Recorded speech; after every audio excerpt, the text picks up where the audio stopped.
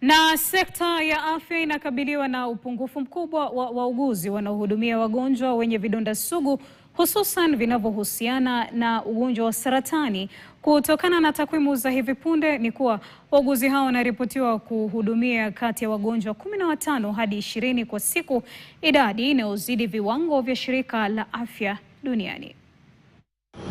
Kutokana na kuongezeka kwa idadi ya wagonjwa wanaopambana na saratani kote nchini pamoja na magonjwa mengine sugu, kuna haja kubwa ya kutoa mafunzo na kuajiri wauguzi zaidi ili kukabiliana na ongezeko hilo dhidi ya upungufu uliopo wa wauguzi.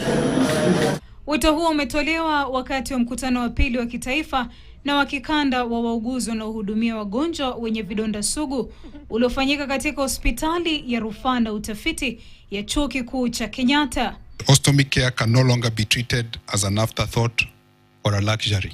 Mkutano huo unaojulikana kama Wound Continence and Enterostomal Therapy Nurses Conference umewaleta pamoja wataalam katika nyanja maalum ya matibabu ya vidonda sugu kutoka nchini na mataifa mengine. Imeanza juzi lakini imeendelea haraka sana.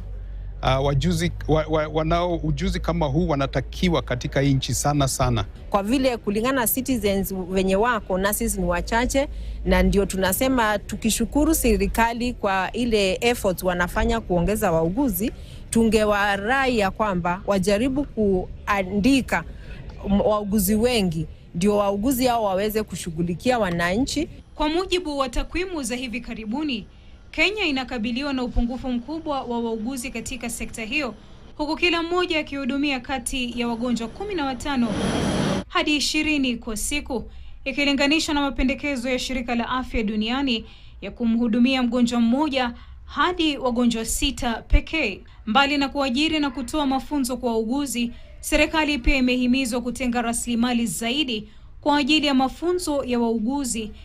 Pia pesa itengwe ya kusaidia pia kuangalia viwanda ambazo zinaweza jengwa ili kuangalia hizi vitu vinatumiwa katika hii ujuzi ya kutengeneza wounds. Pia sana vitu ambazo tunaweza tumia hapa tumetengeneza sisi wa Kenya wenyewe, si vitu za kuleta kutoka nje.